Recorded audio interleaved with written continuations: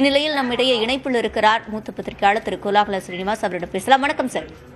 வணக்கம். தற்போது ஆளுநருக்கு விஜய் அளித்த விளக்கத்தில் திருப்தி இல்லை என்று கூறப்படுகிறது. அதனால் தற்போதைக்கு பதவியேற்க அழைப்பு விடுக்கப்படாது என்றும் கூறப்படுகிறது. உங்களுடைய பார்வை? அதாவது ஏற்கனவே ஆளுநர் சொன்னதான் திரும்ப சொல்லியிருக்கிறார். அதே போல முதல் தடவை ஆளுநரை சந்திச்சப்போ அவங்க என்ன விவரங்கள் கொடுத்தாங்களோ அதை மட்டும் தான் விஜயும் கொடுத்திருக்கிறார். எதுக்காக இவர் இரண்டாவது சந்திப்பை நிகழ்த்தினார்னு எனக்கு புரியல. ஏன்னா கூடுதலா புதுசா ஏதாவது தகவல் இருந்தா சந்திச்சிருக்கு. அவங்க நம்பர்ஸ் அப்படியே இருக்கு. ஆளுநர் என்ன ஆரம்பத்துல சொல்லிட்டு இருக்காரு, நீங்க மெஜாரிட்டிக்கு உண்டான அந்த நம்பர்ஸ், அந்த எம்எல்ஏக்களுடைய பெயர், அவருடைய கையெழுத்து, இதோட கூடிய கடிதத்தை கொண்டு வாங்க அப்படிங்கிற. அதை கொண்டு வந்துட்டா இங்க பதவி பிரமாண நிகழ்வு நடந்துரும். அவ்வளவுதான். அதை கொண்டு வராத வரைக்கும் அது அப்படியே தான் நிற்கும். இந்த இப்ப இருக்கிற இந்த ஸ்டேட்டஸ்க்கும் மெயின்டைன் ஆகிட்டே தான் இருக்கும்.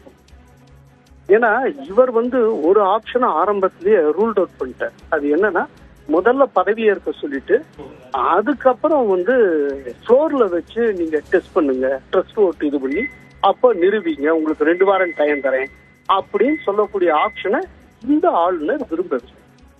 இவர் என்கிட்ட நீங்க கிளைம் பண்றப்ப உங்களுக்கு யாரெல்லாம் சப்போர்ட்டர்ஸ் ஃபுல்லா கொடுங்கன்னு சொல்லியிருக்கிறார். இதுதான் ஆரம்பத்திலேயே சொல்லியிருக்கிறார்.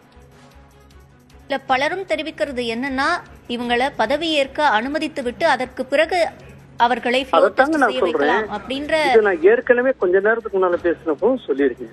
இது ஆளுநருடைய டிஸ்கிரிஷனரி சம்பந்தப்பட்டது. இப்படித்தான் பண்ணி ஆகணும்னு கான்ஸ்டிடியூஷன்ல எங்கேயும் எழுதல. அதனால ஞாபகத்தை வச்சுக்கோங்க. ஒரு சிங்கிள் லார்ஜஸ்ட் பார்ட்டிய முதல்ல பதவி ஏற்க சொல்லி கூப்பிடலாம். கூப்பிட்டு ஒரு டைம் கொடுத்து அதுக்குள்ள நிரூபிக்கணும்னு சொல்லலாம். அப்படி இல்லாம முதல்லயே உங்களுக்கு உண்டான ஆதரவு எம்எல்ஏக்கள், மெஜாரிட்டிக்கு தேவையான ஆதரவு எம்எல்ஏக்கள் அத்தனை பேருடைய பெயர் பட்டியல் அவங்க கையெழுத்தோட கூடி என்கிட்ட காட்டுங்க, நான் திருப்தி அடைஞ்சதும் நீங்க பதவி ஏற்கலாம்னு சொல்லலாம். இதெல்லாம் ஆளுநருடைய விருப்பம் சார்ந்த விஷயம். இது அவருடைய டிஸ்கிரிஷனரி பவருக்குள்ள வர்ற விஷயம். இந்த டிஸ்கிரிஷனரி பவரை யாருமே கேள்வி கேட்க முடியாது. இந்தியன் கான்ஸ்டிடியூஷனுடைய ஆர்டிகிள் 163 உட்பிரிவு 2 ரொம்ப தெளிவா சொல்லியிருக்கு.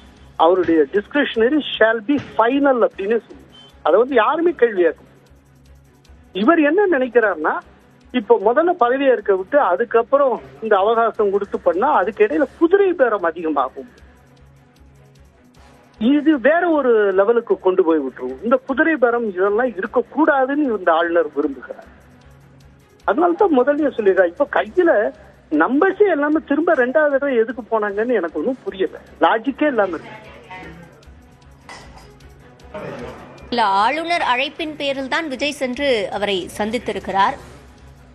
அப்படின்னா ஆளுநர் வலியுறுத்துவதற்காக சொல்லிட்டார். இதுதான் அவருடைய பாயிண்ட் ஆஃப் வியூ, அவருடைய ஸ்டாண்ட் என்னங்கிறத நேர்ல தெளிவுபடுத்தியிருப்பார். அவ்வளவுதான். இணைப்பில் கருத்துக்களை பதிவு செய்தமைக்கு நன்றி திரு கோலாகல ஸ்ரீனிவாஸ். விஜய் 118 எம்எல்ஏக்களின் ஆதரவு கடிதத்தை அளிக்க வேண்டிய ஒரு சூழல் ஏற்பட்டிருக்கிறது. அதாவது விஜய் அளித்த விளக்கம் என்பது ஆளுநருக்கு திருப்தி இல்லை என்கிற ஒரு தகவல் வெளியாகியிருக்கிறது.